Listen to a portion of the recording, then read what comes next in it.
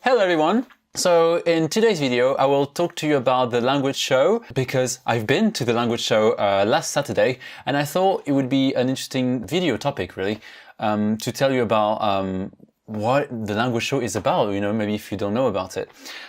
So what is the language show? So the language show is essentially an event that happens once a year in London, in the UK. I'm saying that because I know there's a London in Canada. Just making sure it's not ambiguous. So the language show happens once a year and it's a 3-day event. So it happens across 3 days over the weekend. And it's also a free event. So it's quite good to know, you know, if you live in the London area or just in England or in Europe, it's actually free. So obviously the only thing you have to pay for is accommodation and transport. But aside from that, completely free, so that's a good thing. Basically, the language show is about meeting professionals, language professionals, teachers, and also language learners. The main things you can see at the language show are like stalls where maybe companies, universities, lots of different people really will kind of either sell their product or inform you about what they have to offer in various services. So it could be translation, interpreting. There was also the army forces that were there as well. So it's a lot of different people with different backgrounds. And also another thing is you can also do tasters in various languages. I know there was Swahili, Spanish, Japanese, French, Portuguese, and other languages.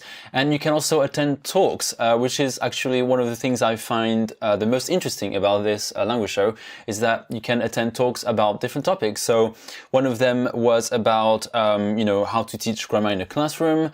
Others were about how to, you know, just move countries. Another one was about a resource for Japanese. I mean, lots and lots of things. I know there was a very famous polyglot that was there. It was Ryan Rowling.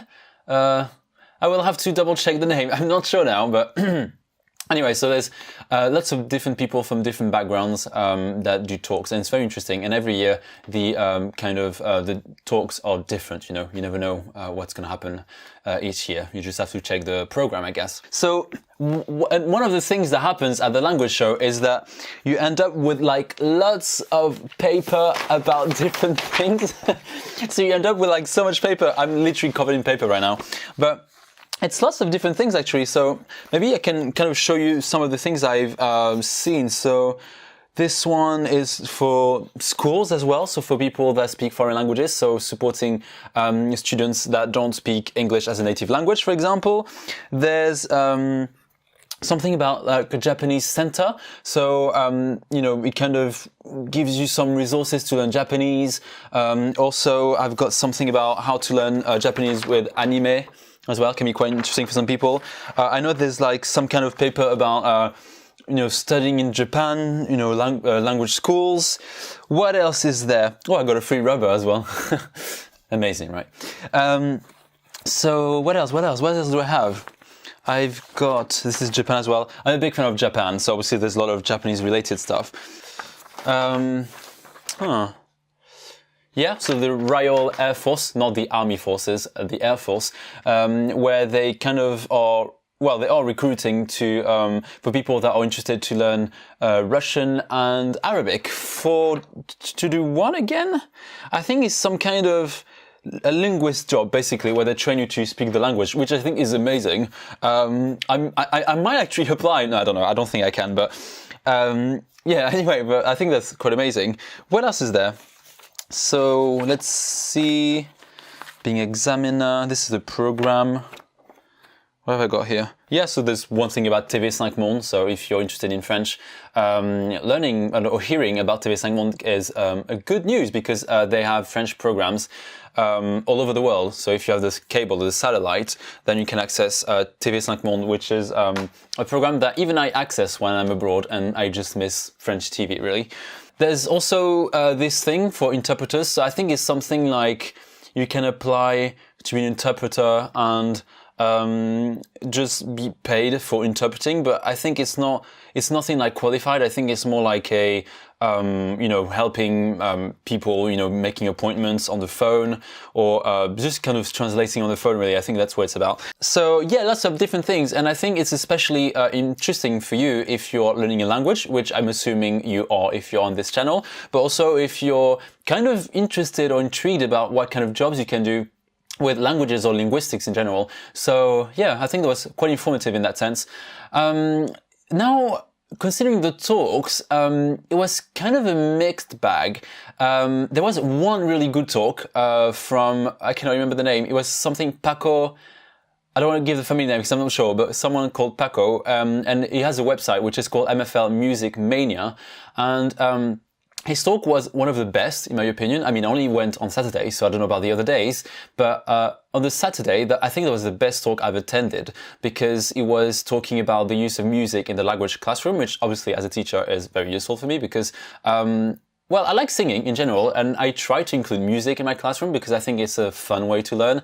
So he did that presentation about how you can use music in different ways, and he also gave a lot of suggestions about apps to use, and I think that was super useful for me. And actually, I might do a video about these apps whenever I've got the time. But yeah, I think that was really interesting. He also has a website, which I will link in the description below if you're interested to hear more about it. Another talk though, and I don't actually remember the name of the person, but it was a talk about how to make grammar exciting. And I was quite disappointed with this talk because the presentation, no offense, was nothing but, was everything, sorry, but exciting. Because I mean, I think it was useful for someone that wants to be a teacher and has no idea about teaching at all.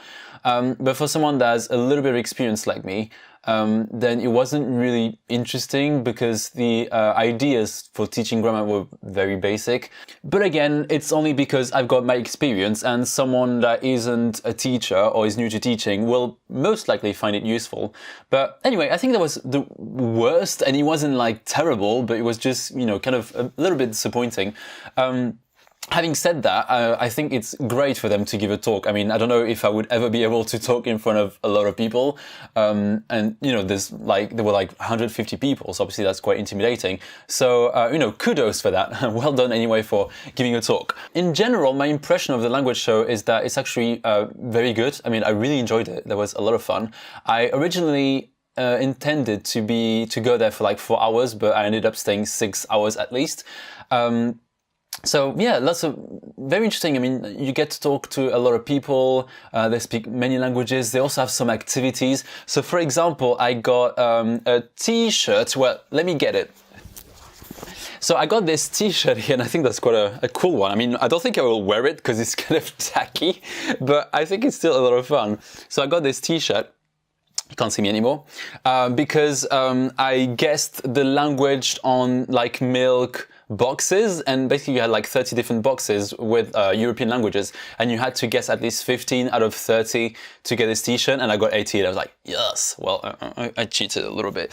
Anyway, you don't have to know that, that's fine. So yeah, so I got a free t-shirt, you get some posters, yeah, you get like some freebies and that kind of stuff, so that can be good. Also, another good thing about this one is that you can also hear about different resources to learn languages. And especially if you're a self-study learner, then it can be useful because you can hear about books, textbooks. But I think the downside of that was that some of them were expensive. I was looking into a graded reader book series for Japanese. So graded readers, in case you don't know, are basically books which are written based on a level, like, you know, A1, A2, B1, B2, etc. So they're quite good, you know, if you want to read at your level. And there were like 29 for like 5 books, like as thick as that. And I'm pretty sure online you can get them for £20. So I think it's sometimes overpriced.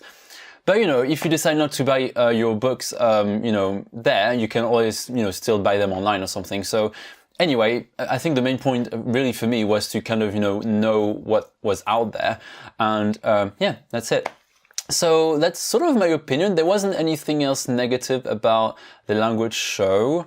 So yeah, I'll leave you at that. So I suggest next year, if you've got the opportunity, if you haven't been yet, to go to the language show, because it's very informative, and I think it's worth it. Also because it's free, so you know, free is good. So yeah, that's all I'm going to say about this, and I will see you later. Bye!